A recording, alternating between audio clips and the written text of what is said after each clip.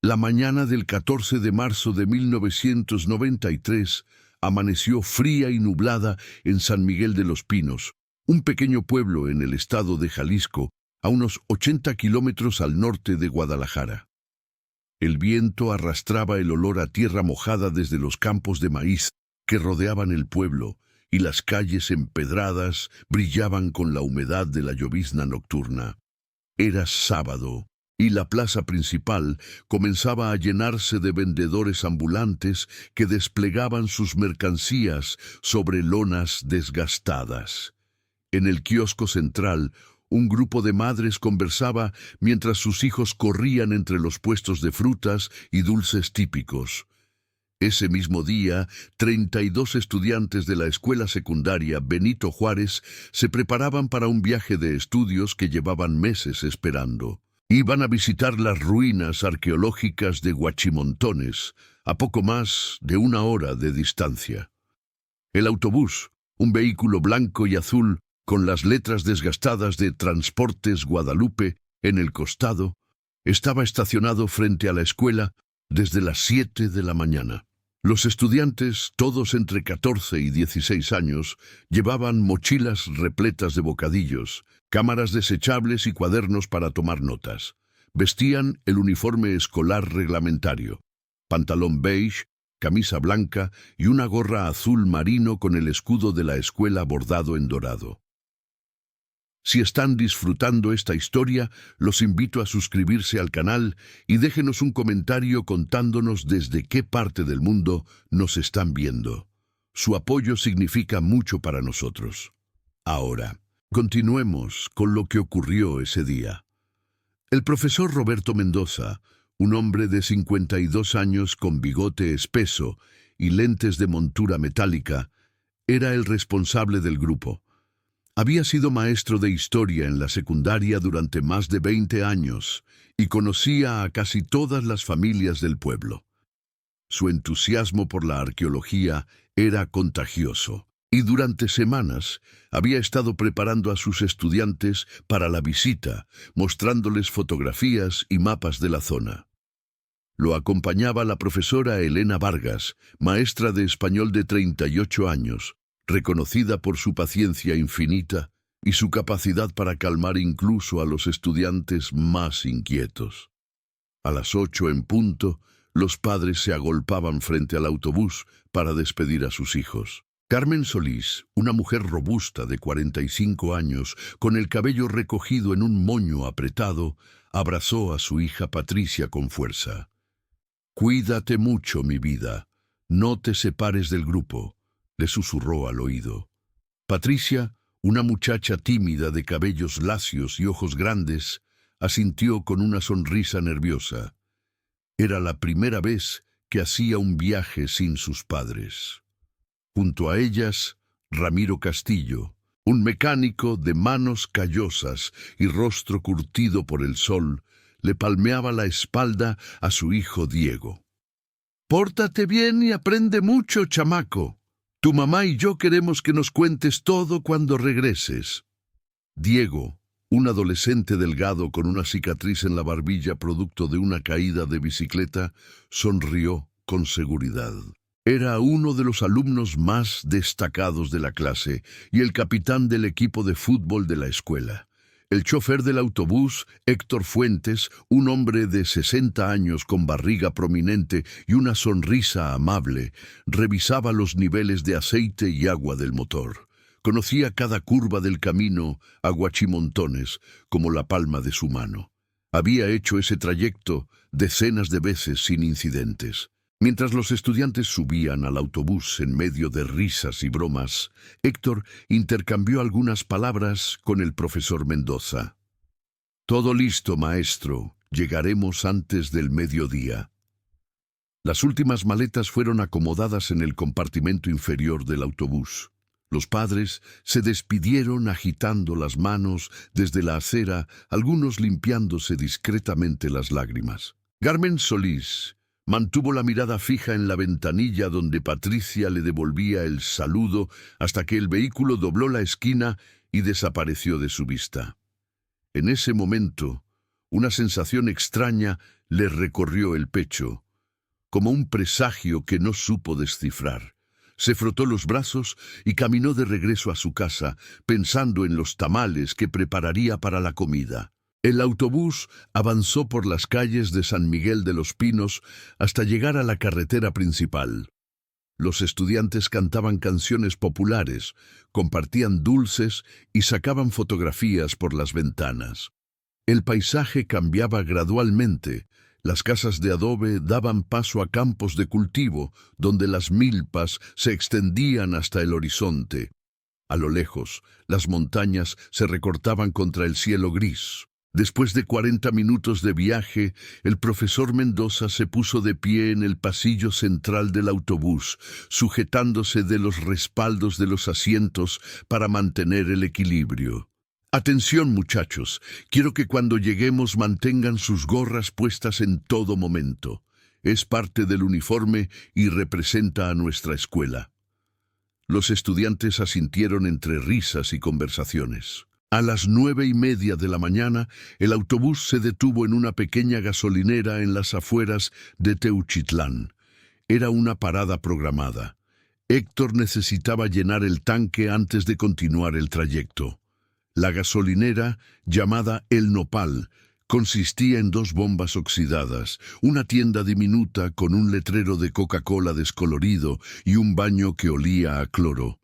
Algunos estudiantes bajaron para estirar las piernas y comprar refrescos. Patricia se quedó en su asiento, mirando por la ventana las nubes que se acumulaban en el cielo. Diego bajó junto con otros 5 compañeros y entraron a la tienda. El dueño, un anciano de apellido Romero con sombrero de paja, los recibió con amabilidad. «¿De excursión, muchachos?», preguntó mientras sacaba refrescos de la hielera. Diego asintió entusiasmado. «Vamos a Huachimontones. Dicen que las pirámides son impresionantes». El anciano sonrió. «Ah, sí, yo las conozco. Tengan cuidado en esa zona. Hay lugares donde la gente se pierde fácilmente. El terreno es engañoso». Las palabras del anciano quedaron flotando en el aire como una advertencia que nadie tomó en serio. Los estudiantes regresaron al autobús riendo, con los refrescos en las manos. Héctor terminó de cargar gasolina, pagó y volvió al volante. A las 10:45, el autobús retomó la marcha. La carretera se volvía más sinuosa conforme se adentraban en la región montañosa. Los árboles se hacían más densos a ambos lados del camino, formando un túnel verde que bloqueaba gran parte de la luz del día. A las 10:20, el profesor Mendoza miró su reloj. Según sus cálculos, llegarían a Huachimontones en unos 20 minutos. La profesora Vargas repasaba su lista de estudiantes, asegurándose de que todos estuvieran presentes. 32 nombres, 32 gorras azul marino, todo en orden. Entonces, sin previo aviso, el autobús comenzó a reducir la velocidad. Héctor frunció el ceño, observando el tablero de instrumentos. Una luz roja se había encendido. El motor se estaba sobrecalentando. «Tenemos un problema», murmuró, más para sí mismo que para los pasajeros. Buscó un lugar seguro para detenerse y encontró un claro en el camino, justo donde la carretera se ensanchaba formando una pequeña área de descanso. Detuvo el vehículo y apagó el motor. «¿Qué pasa?», preguntó el profesor Mendoza acercándose al frente del autobús. Héctor se quitó la gorra y se rascó la cabeza. «El motor está muy caliente. Necesito revisar el radiador. Será cosa de unos minutos». Bajó del autobús y abrió el capó. Una columna de vapor escapó del radiador. Héctor maldijo entre dientes. Esto iba a tomar más que unos minutos. Los estudiantes comenzaron a inquietarse. Algunos bajaron del autobús para estirar las piernas una vez más. El aire exterior era húmedo y pesado. A ambos lados de la carretera, el bosque se extendía denso y oscuro. Diego caminó hasta el borde del camino y miró hacia el interior de la espesura.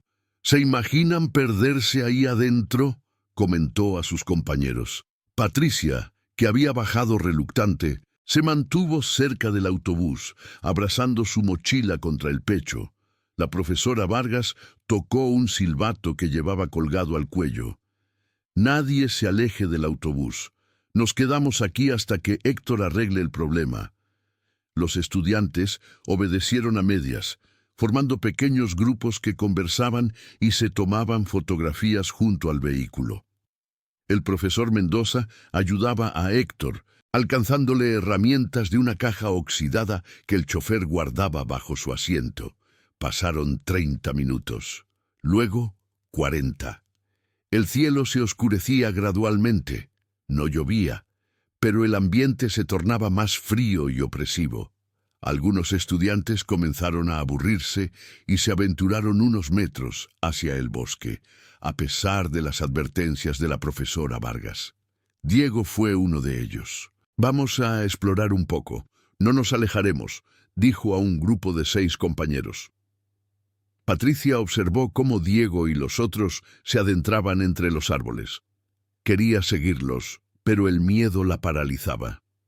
La profesora Vargas estaba distraída ayudando a otros estudiantes a preparar bocadillos. El profesor Mendoza seguía con Héctor frente al motor del autobús. Nadie notó cuando el grupo de Diego desapareció completamente entre la vegetación. 5 minutos después, la profesora Vargas pasó lista nuevamente. Faltaban 7 estudiantes. Su rostro palideció. «¿Dónde están Diego y los demás?», gritó. El silencio que siguió fue ensordecedor. El profesor Mendoza dejó caer la llave inglesa que sostenía y corrió hacia el bosque, llamando a gritos los nombres de los estudiantes desaparecidos. La profesora Vargas lo siguió, con el silbato sonando desesperadamente. Patricia sintió que las piernas le temblaban. Quería correr tras ellos, pero algo en su interior le decía que se quedara quieta. Los otros estudiantes comenzaron a murmurar, algunos llorando de miedo. Héctor Fuentes, con las manos aún manchadas de grasa, intentó mantener la calma. «Tranquilos, muchachos, los profesores los encontrarán». Pero pasaron 10 minutos, luego 20, y los profesores no regresaban. El pánico comenzó a apoderarse del grupo. Algunos estudiantes gritaban los nombres de sus amigos desaparecidos. Otros lloraban desconsoladamente. Patricia se sentó en el suelo, abrazando sus rodillas, con la mirada perdida en el vacío. Entonces, como surgida de la nada, la profesora Vargas emergió del bosque. Venía sola, con el rostro desencajado y la ropa rasgada por las ramas. «No están», jadeó tratando de recuperar el aliento. «Busqué por todos lados, grité hasta quedarme sin voz. No hay rastro de ellos». Patricia sintió que el mundo se derrumbaba a su alrededor. 5 minutos después, apareció el profesor Mendoza. También venía solo.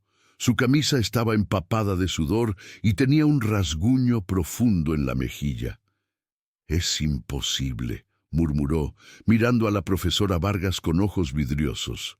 «Es como si se los hubiera tragado la tierra».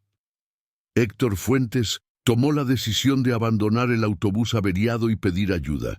Con los estudiantes restantes, caminaron de regreso por la carretera hasta encontrar la gasolinera El Nopal. El anciano Romero llamó a las autoridades. En menos de 1 hora, policías, bomberos y voluntarios del pueblo llegaron al lugar. Formaron equipos de búsqueda que se adentraron en el bosque con linternas y perros rastreadores. Pero no encontraron nada, ninguna huella, ninguna prenda de ropa, ninguna señal de que los 7 estudiantes y los 2 profesores hubieran estado allí. Era como si se hubieran evaporado en el aire. La búsqueda se extendió durante días, luego semanas. Helicópteros sobrevolaron la zona. Buzos inspeccionaron un pequeño lago cercano. Especialistas en rastreo analizaron cada centímetro del terreno. Las familias de los desaparecidos organizaron vigilias en la plaza de San Miguel de los Pinos. Carmen Solís lloraba todas las noches abrazada a la almohada de Patricia. Ramiro Castillo dejó de trabajar en su taller mecánico, dedicando cada minuto a buscar a su hijo Diego. Los medios de comunicación nacionales cubrieron el caso durante meses. Se barajaron teorías de todo tipo: secuestros, accidentes, incluso fenómenos paranormales, pero ninguna explicación era satisfactoria. Los años pasaron lentamente en San Miguel de los Pinos. Las familias jamás dejaron de buscar. Las fotografías de los desaparecidos se convirtieron en altares permanentes en las casas. El dolor se instaló como una sombra que nunca se disipó completamente. La escuela secundaria Benito Juárez canceló todos sus viajes de estudios indefinidamente.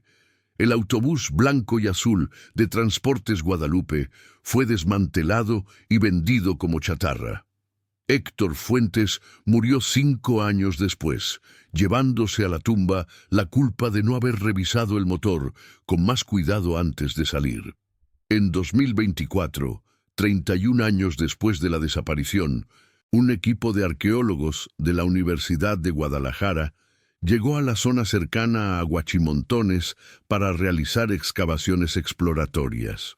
Buscaban evidencias de asentamientos prehispánicos no documentados.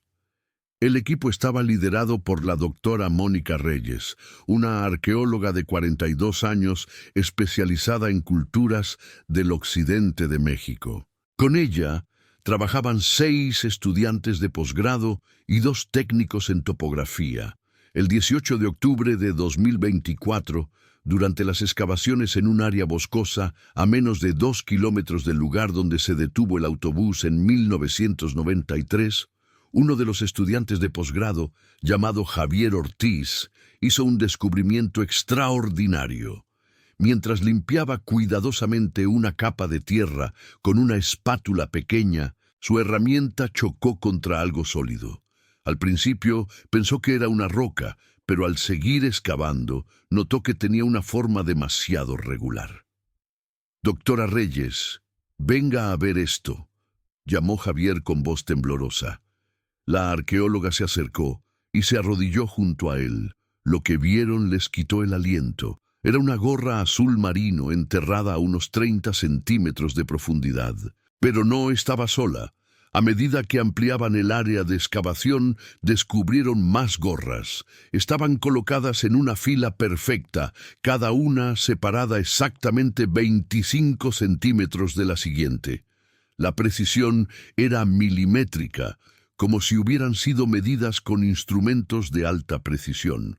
La doctora Reyes ordenó detener todas las demás excavaciones y concentrarse en ese hallazgo. Durante 2 días, el equipo trabajó meticulosamente, documentando cada detalle con fotografías, mediciones y notas exhaustivas. Finalmente, extrajeron 32 gorras azul marino. Todas estaban en un estado de conservación sorprendente, considerando el tiempo que supuestamente habían estado enterradas. El escudo bordado en dorado aún era visible en cada una de ellas. Cuando la doctora Reyes analizó más de cerca las gorras, su corazón comenzó a latir aceleradamente. En la parte interior de una de ellas encontró un nombre escrito con marcador permanente: Patricia Solís. En otra, Diego Castillo. Los nombres coincidían con la lista de estudiantes desaparecidos en 1993. La arqueóloga sintió un escalofrío recorrerle la columna vertebral. Inmediatamente contactó a las autoridades locales. La noticia se extendió como pólvora por San Miguel de los Pinos. Carmen Solís, ahora una mujer de 76 años, con el cabello completamente blanco y el cuerpo encorvado por la artritis, fue llevada al sitio de excavación por su hijo menor, Arturo, nacido 2 años después de la desaparición de Patricia. Cuando Carmen vio la gorra con el nombre de su hija, se derrumbó llorando sobre la tierra húmeda. «Mi niña», sollozaba una y otra vez. «¿Dónde estás, mi niña?». Ramiro Castillo había fallecido 10 años atrás de un infarto, con el corazón roto por la ausencia de Diego. Pero su esposa Guadalupe sí pudo ver la gorra de su hijo. La sostuvo entre sus manos temblorosas, acariciando el escudo bordado como si fuera el rostro de Diego. «Siempre supe que algo terrible había pasado», murmuró con voz quebrada. «Pero nunca dejé de tener esperanza de encontrar respuestas». La policía estatal abrió una nueva investigación. Expertos forenses analizaron las gorras buscando ADN, huellas dactilares, cualquier pista que pudiera conducir a los cuerpos de los desaparecidos. Pero las gorras estaban limpias, demasiado limpias. No había rastros biológicos, ni fibras sospechosas, ni marcas que indicaran violencia. Era como si hubieran sido lavadas meticulosamente antes de ser enterradas. Los investigadores también analizaron el suelo donde fueron encontradas las gorras. Los geólogos determinaron que la tierra había sido removida y compactada artificialmente. Alguien había cavado con precisión quirúrgica, colocado las gorras en esa formación exacta y vuelto a cubrir el área con tanto cuidado que no dejó evidencia visible en la superficie durante 31 años. Pero lo más inquietante era la pregunta que nadie podía responder. ¿Quién había enterrado las gorras de esa manera tan meticulosa? ¿Y por qué? ¿Qué había pasado con los 9 desaparecidos? La formación perfecta de las gorras sugería planificación, control absoluto, un acto deliberado ejecutado con frialdad. No era el trabajo de un accidente o de un crimen pasional. Era algo calculado, premeditado. Las teorías comenzaron a proliferar nuevamente en San Miguel de los Pinos y en los medios nacionales. Algunos hablaban de una secta religiosa que operaba en la región en los años 90. Otros mencionaban redes de tráfico de personas. Hubo quienes sugirieron que las gorras eran una especie de mensaje, una firma dejada por el responsable. Pero ninguna teoría podía explicar satisfactoriamente todos los elementos del caso. El comandante Héctor Salinas, de 58 años, fue asignado para dirigir la investigación. Era un hombre serio, de pocas palabras, con 30 años de experiencia en la policía estatal. Había visto casos de todo tipo, pero este lo perturbaba de una manera que no podía explicar. «Hay algo profundamente enfermo detrás de esto», comentó a la doctora Reyes durante una de las visitas al sitio de excavación. «Alguien quería que encontráramos estas gorras, pero ¿por qué ahora? ¿Por qué después de más de 3 décadas?» La doctora Reyes no tenía respuestas. Como científica, buscaba evidencias concretas, datos medibles, explicaciones racionales. Pero este caso desafiaba toda lógica. Decidió ampliar las excavaciones, pensando que tal vez encontrarían más objetos, o en el peor de los casos, los restos de los desaparecidos. Durante semanas, el equipo trabajó intensamente, expandiendo el área excavada en todas direcciones. No encontraron nada más, solo tierra, rocas y raíces de árboles. Las 32 gorras eran el único vestigio de los estudiantes y profesores desaparecidos. Era como si el bosque hubiera guardado ese secreto durante décadas y finalmente hubiera decidido revelar solo una fracción de la verdad. Carmen Solís pasaba las tardes sentada en el sitio de excavación, observando a los arqueólogos trabajar. Su hijo Arturo intentaba convencerla de que regresara a casa, pero ella se negaba. «Ella está aquí, Arturo. Patricia está en algún lugar de este bosque. Lo siento en mi corazón». Arturo, un hombre de 40 años con las mismas facciones suaves de su hermana desaparecida, no tenía el valor de contradecir a su madre. Una tarde, mientras Carmen descansaba bajo la sombra de un árbol, se acercó un hombre mayor. Vestía ropas sencillas, pantalón de mezclilla desgastado y camisa a cuadros. Tenía el rostro curtido por el sol y las manos callosas de quien ha trabajado la tierra toda su vida. Se presentó como Esteban Noriega, un campesino que vivía en una finca aislada a unos 3 kilómetros de allí. «Disculpe que la moleste», Señora, dijo Esteban con voz ronca, yo conozco estas tierras desde que era niño. Mi familia ha vivido aquí por generaciones. Carmen lo miró con ojos cansados. ¿Usted sabe algo sobre lo que pasó con mi hija?, preguntó con un hilo de esperanza en la voz. Esteban dudó antes de responder. No sé qué les pasó a los muchachos, admitió, pero puedo decirle que estos bosques tienen historias extrañas. Mi abuelo solía contar que en la época de la Revolución, soldados federales perseguían a campesinos rebeldes por estas montañas. Algunos de esos campesinos simplemente desaparecieron. Nunca encontraron sus cuerpos, y no fue la única vez. En los años 60, una pareja de novios se perdió en este mismo bosque. Solo encontraron su coche abandonado. Carmen sintió un escalofrío. «Está diciendo que este lugar es maldito». Esteban negó con la cabeza. «No creo en maldiciones, señora, pero sí creo que hay lugares donde las cosas malas suceden con más frecuencia de lo normal. Este bosque es uno de ellos. La gente de por aquí lo evita. Solo los forasteros se aventuran sin conocer los peligros». Las palabras de Esteban resonaron en la mente de Carmen durante días. Compartió la conversación con el comandante Salinas, quien decidió investigar los registros históricos de la zona. Lo que descubrió fue perturbador.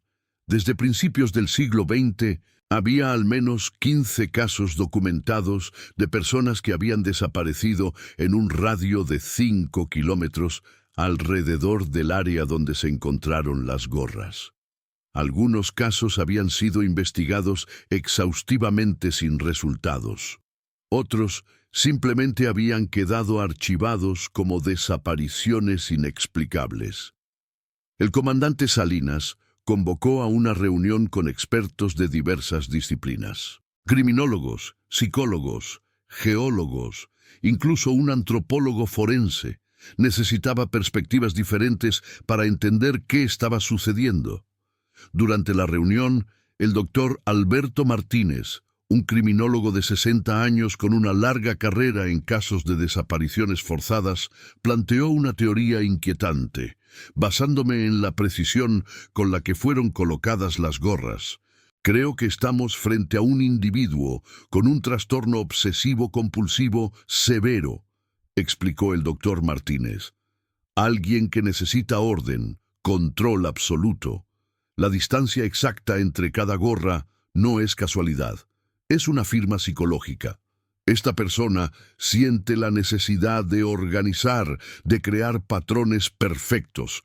Probablemente guardó las gorras durante años antes de enterrarlas de esta manera. La doctora Patricia Herrera, psicóloga especializada en perfiles criminales, añadió: si el doctor Martínez está en lo correcto, entonces el responsable podría ser alguien que vive o vivía en la zona, alguien con acceso constante al bosque, que conoce cada sendero, cada rincón. No es un forastero, es alguien que se siente cómodo aquí, que considera este lugar como su territorio. El comandante Salinas escuchaba atentamente tomando notas en una libreta gastada. ¿Creen que las víctimas aún podrían estar vivas?, preguntó, aunque en el fondo ya conocía la respuesta. El doctor Martínez negó con la cabeza lentamente. Después de 31 años, las probabilidades son prácticamente nulas. Pero necesitamos encontrar los cuerpos. Necesitamos darles un cierre a las familias. La investigación tomó un nuevo rumbo. Los detectives comenzaron a revisar los registros de personas que habían vivido en la zona durante los años 90. Entrevistaron a antiguos residentes, trabajadores de fincas, guardabosques, cualquiera que pudiera tener información. Fue un trabajo exhaustivo que llevó meses y consumió recursos considerables del departamento de policía. Durante ese tiempo, Carmen Solís enfermó gravemente. La emoción y el estrés del hallazgo de la gorra de Patricia habían debilitado su ya frágil salud. Fue hospitalizada con neumonía. Arturo pasaba las noches junto a su cama, sosteniéndole la mano mientras ella deliraba en sueños, llamando a Patricia entre susurros. «Espera un poco más, mamá», le rogaba Arturo con lágrimas en los ojos.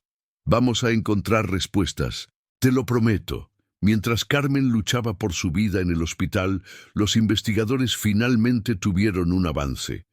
Un antiguo trabajador de una finca abandonada llamada Los Sabinos, ubicada a 4 kilómetros del sitio de excavación, recordó algo inquietante. En 1993 había un hombre que trabajaba como cuidador de la propiedad. Se llamaba Ernesto Villarreal. Era un hombre solitario, de unos 40 años en aquel entonces, que vivía en una pequeña cabaña dentro de los terrenos de la finca. El trabajador, cuyo nombre era Tomás Aguirre, recordaba que Ernesto era extremadamente meticuloso en su trabajo. Todo tenía que estar perfectamente alineado, explicó Tomás a los detectives. Los rastrillos en el cobertizo estaban organizados por tamaño. Las herramientas colgaban de ganchos numerados. Una vez lo vi pasar horas acomodando leña en una pila perfectamente simétrica. Era obsesivo con el orden. El comandante Salinas sintió que las piezas comenzaban a encajar. «¿Dónde está Ernesto Villarreal ahora?», preguntó con urgencia. Tomás se encogió de hombros. «No tengo idea. Dejó de trabajar en la finca a finales de los 90. Escuché que se mudó a otro estado, pero no estoy seguro. Era un hombre muy reservado. Nunca hablaba de su vida personal». Los detectives iniciaron una búsqueda exhaustiva de Ernesto Villarreal. Rastrearon registros civiles, bases de datos de empleo, registros migratorios. Finalmente encontraron su certificado de defunción. Había muerto en 2007 en un accidente de tráfico en el estado de Michoacán. No había dejado familia ni testamento. Sus pertenencias habían sido donadas a la beneficencia por las autoridades locales. Era un callejón sin salida.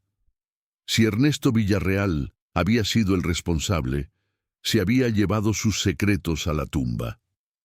El comandante Salinas no se dio por vencido. Ordenó inspeccionar la cabaña donde Villarreal había vivido en la finca Los Sabinos. La propiedad estaba ahora completamente abandonada, cubierta de maleza y medio derruida por el paso del tiempo. Un equipo de policías y técnicos forenses llegó a la finca en marzo de 2025. La cabaña era una estructura modesta de madera y lámina, con una sola habitación, una cocina diminuta y un baño exterior. Las ventanas estaban rotas y el techo tenía varios agujeros por donde entraba la luz. El interior olía a humedad y abandono. Los técnicos comenzaron a buscar sistemáticamente. Revisaron cada tabla suelta, cada grieta en las paredes, cada rincón oscuro. No encontraron nada durante las primeras horas.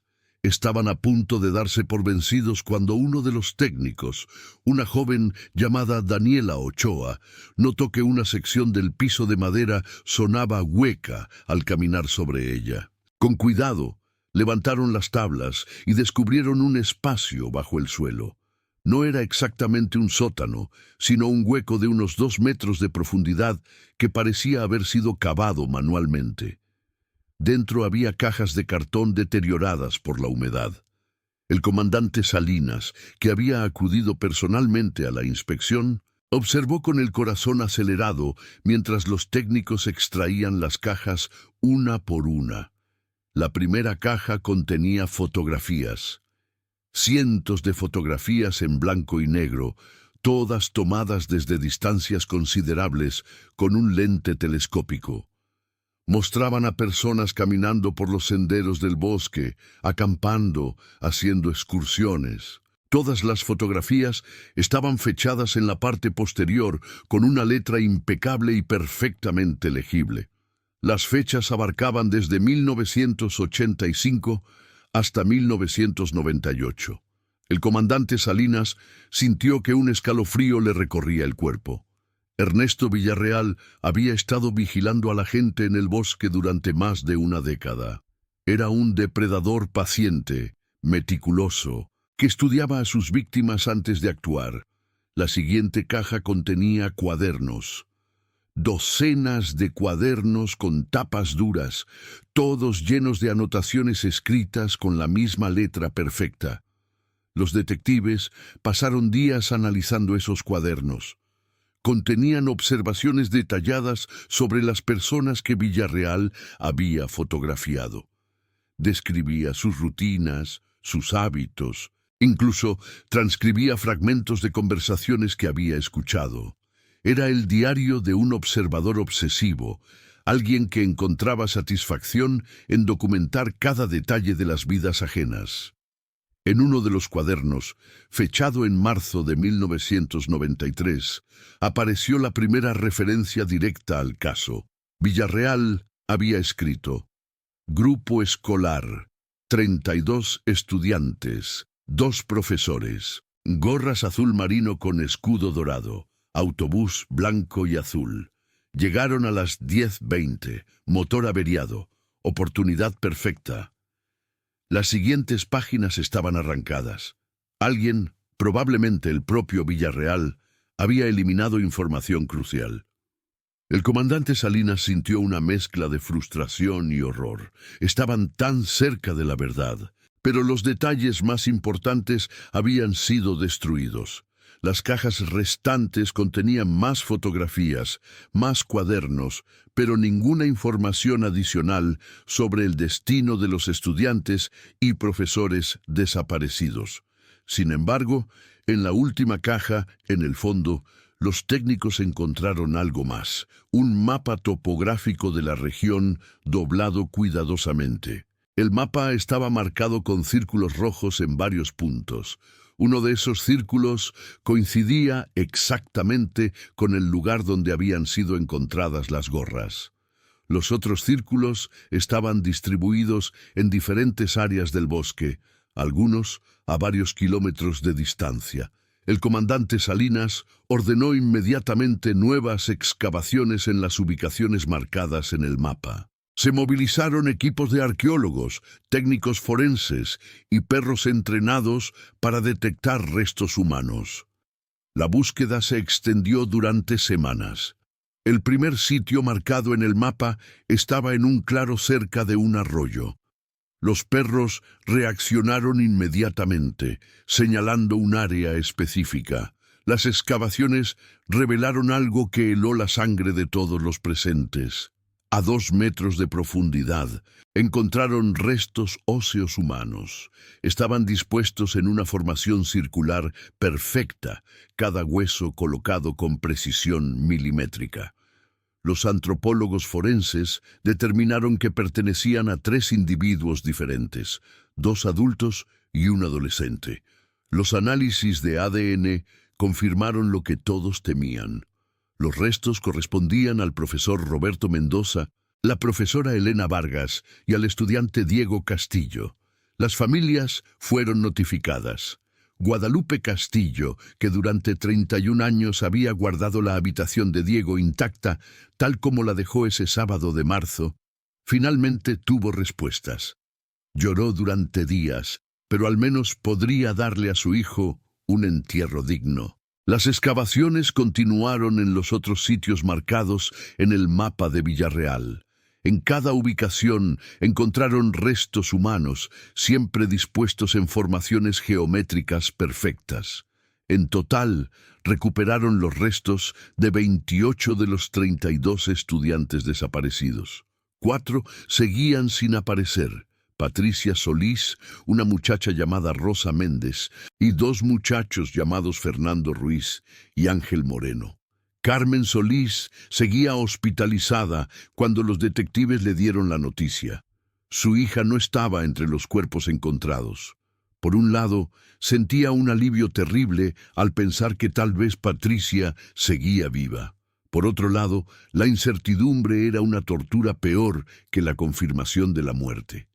«¿Dónde está mi niña?», preguntaba una y otra vez, con la voz quebrada por la desesperación. «¿Por qué no está con los demás?». Los investigadores no tenían respuestas. El mapa de Villarreal no mostraba más ubicaciones marcadas. Habían excavado en todos los puntos señalados. Si había enterrado a los 4 estudiantes restantes en otro lugar, no había dejado ninguna pista al respecto. El comandante Salinas ordenó ampliar las búsquedas en áreas circundantes, pero el bosque era vasto y las posibilidades infinitas. Mientras tanto, los psicólogos forenses comenzaron a construir un perfil más completo de Ernesto Villarreal. Investigaron su historia personal, entrevistaron a personas que lo habían conocido, rastrearon su vida hasta donde fue posible. Descubrieron que Villarreal había crecido en un hogar profundamente disfuncional. Su padre había sido un militar retirado obsesionado con el orden y la disciplina. Su madre había muerto cuando él tenía 12 años. Los registros escolares mostraban que Villarreal había sido un estudiante promedio, pero extremadamente callado. No tenía amigos. Pasaba los recreos solo, organizando piedras en patrones geométricos o alineando palitos en filas perfectas. Los maestros habían notado su comportamiento peculiar, pero nunca intervinieron. En los años 60 y 70, los trastornos psicológicos no eran comprendidos ni tratados de la manera en que lo son ahora. De adulto, Villarreal había trabajado en diversos empleos que requerían poca interacción social. Conserje nocturno, cuidador de fincas, vigilante, siempre en lugares aislados, siempre solo. Los compañeros de trabajo que lo recordaban lo describían como extraño y obsesivo, pero nunca violento. Nadie había sospechado jamás de qué era capaz. En mayo de 2025, 2 meses después del descubrimiento de los restos, un pastor local llamado Benito Cruz se presentó en la comisaría de San Miguel de los Pinos. Dijo que tenía información que podría ser relevante para el caso. El comandante Salinas lo recibió personalmente.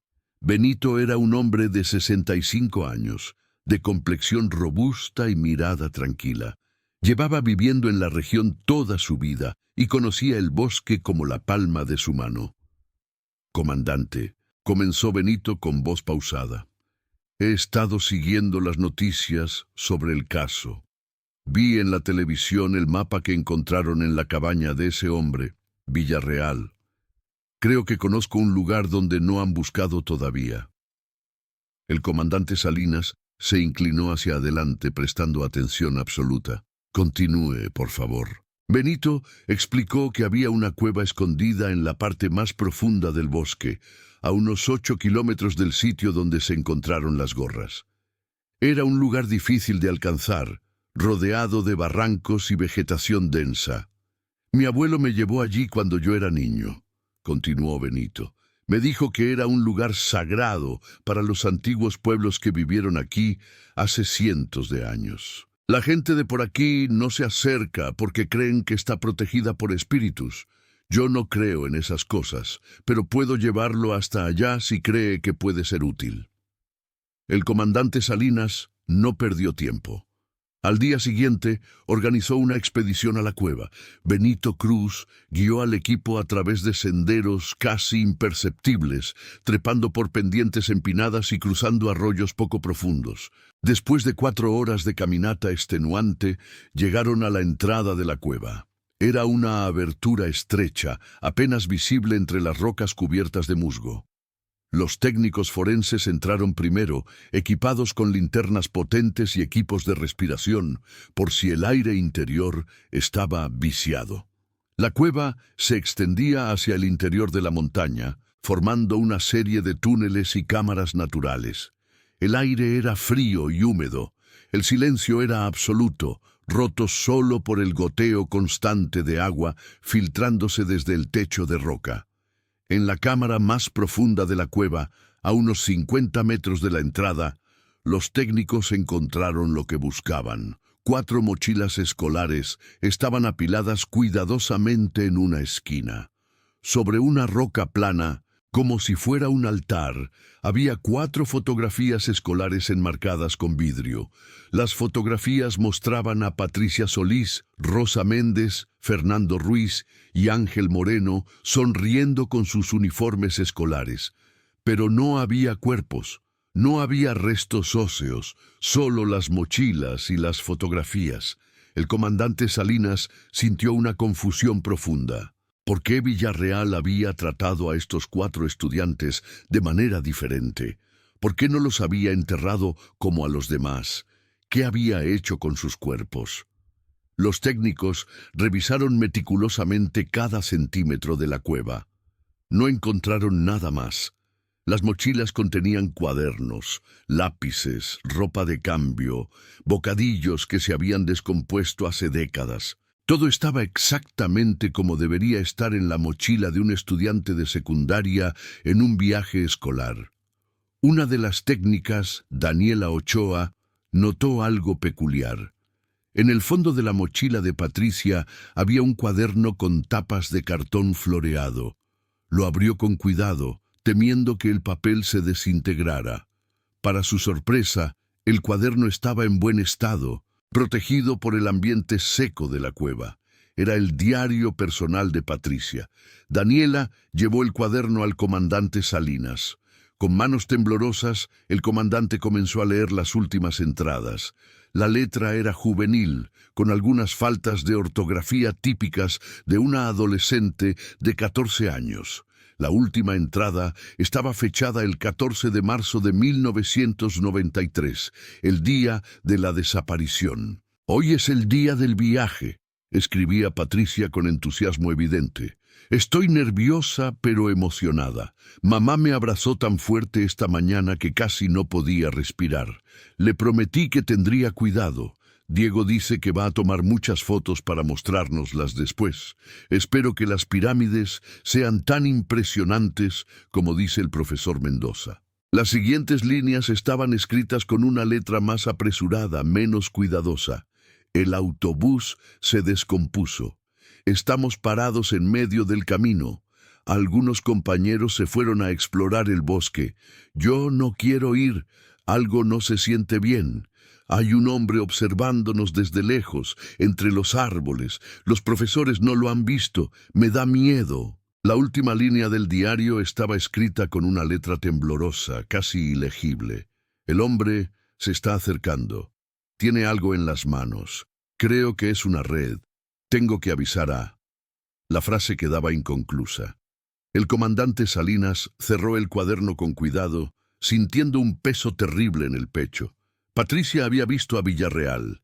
Había intentado advertir a alguien, pero no había tenido tiempo. El diario confirmaba lo que ya sospechaban. Villarreal había atacado metódicamente a los estudiantes, probablemente drogándolos o capturándolos uno por uno mientras estaban dispersos en el bosque. Pero la pregunta seguía sin respuesta. ¿Dónde estaban los cuerpos de Patricia, Rosa, Fernando y Ángel? Los expertos forenses sugirieron varias posibilidades. Quizás Villarreal los había arrojado a un río cercano y las corrientes habían llevado los cuerpos lejos. Quizás los había incinerado. Quizás los había enterrado en un lugar que no había marcado en su mapa. Todas eran especulaciones sin evidencia concreta. Carmen Solís fue dada de alta del hospital en junio de 2025. Estaba más débil que nunca, pero insistía en visitar la cueva donde habían encontrado las pertenencias de Patricia. Arturo la llevó en una camioneta 4x4 lo más cerca posible y luego la cargó en brazos durante el tramo final hasta la entrada de la cueva. Dentro, Carmen se arrodilló frente a las fotografías, llorando en silencio. «Mi niña estaba asustada», susurró Carmen, acariciando la fotografía de Patricia con dedos temblorosos. «Trató de advertirnos y no pudimos protegerla. Fui yo quien le dijo que fuera en ese viaje. Yo le dije que sería una experiencia maravillosa». Arturo abrazó a su madre, también llorando. «No fue tu culpa, mamá. No fue culpa de nadie, excepto de ese monstruo». Pasaron los meses. Los restos de los 28 estudiantes y 2 profesores encontrados fueron entregados a sus familias para ser sepultados dignamente. En San Miguel de los Pinos se organizó una ceremonia masiva de despedida. Miles de personas asistieron. El dolor colectivo era palpable en el aire. Las familias se abrazaban unas a otras. compartiendo una tragedia que los había marcado para siempre. Para las 4 familias de los estudiantes cuyos cuerpos no aparecieron, el dolor era diferente. No tenían tumbas que visitar, no tenían certeza absoluta. Vivían en un limbo entre la esperanza imposible y la resignación inevitable. Carmen Solís colocó la fotografía escolar de Patricia en su altar familiar junto a velas y flores frescas que cambiaba cada semana. «Hasta que te encuentre, mi niña», murmuraba cada noche antes de dormir, «hasta que pueda traerte a casa». El comandante Salinas se retiró de la policía en diciembre de 2025. El caso lo había consumido física y emocionalmente. Sentía que había fallado a las 4 familias que seguían sin respuestas completas. En su último día de servicio visitó nuevamente la cueva. Se quedó allí durante horas, observando las fotografías enmarcadas, preguntándose qué secretos se había llevado Ernesto Villarreal a la tumba. Antes de irse, el comandante dejó una nota junto a las fotografías. Estaba escrita en un papel simple con letra clara. Decía: «Patricia, Rosa, Fernando, Ángel, no los olvidamos, nunca dejaremos de buscarlos. Descansen en paz, donde quiera que estén». La doctora Mónica Reyes, la arqueóloga que había descubierto las gorras, escribió un artículo académico sobre el caso. No era una publicación científica convencional, sino una reflexión sobre cómo los hallazgos arqueológicos pueden revelar tragedias humanas recientes. El artículo terminaba con una pregunta inquietante: ¿cuántos secretos más guarda la tierra bajo nuestros pies? En 2026, Carmen Solís falleció durante el sueño. Tenía 77 años. Su corazón simplemente se detuvo, agotado por décadas de dolor y esperanza frustrada. En su funeral, Arturo colocó la fotografía de Patricia junto al ataúd de su madre. «Ahora están juntas», dijo a los asistentes con voz temblorosa. «Mamá puede cuidar de Patricia donde quiera que esté». Los otros familiares de los estudiantes desaparecidos continuaron con sus vidas lo mejor que pudieron. Algunos se mudaron de San Miguel de los Pinos, incapaces de soportar los recuerdos. Otros se quedaron, encontrando consuelo en la comunidad que compartía su dolor. Las fotografías de los desaparecidos permanecían colgadas en la plaza principal, desteñidas por el sol, pero aún visibles. Un recordatorio permanente de la tragedia que había marcado al pueblo para siempre. La finca Los Sabinos, donde Villarreal había vivido, fue demolida por orden de las autoridades locales. El terreno fue declarado zona protegida y se prohibió cualquier tipo de construcción. Con el tiempo, la naturaleza reclamó el espacio. Los árboles crecieron sobre los escombros de la cabaña. Las hierbas cubrieron los caminos. Era como si el lugar nunca hubiera existido, pero las familias recordaban, los sobrevivientes recordaban. Patricia, que había permanecido en el autobús aquel día, ahora era una mujer de 45 años. Vivía en Monterrey, trabajaba como maestra de primaria y tenía 2 hijos. Nunca había podido superar completamente el trauma de aquella mañana. A veces, en sueños, veía a sus compañeros desapareciendo entre los árboles. Despertaba gritando, empapada en sudor frío. «¿Por qué yo sobreviví y ellos no?», le preguntaba constantemente a su terapeuta. Era la pregunta que la atormentaba desde hacía 32 años, una pregunta sin respuesta satisfactoria. La culpa del sobreviviente era un peso que llevaba todos los días, como una mochila invisible cargada de piedras. En el bosque, la vida continuaba. Los pájaros cantaban en las mañanas. Los venados bebían del arroyo. Las flores silvestres florecían en primavera. La naturaleza no guardaba luto por las tragedias humanas.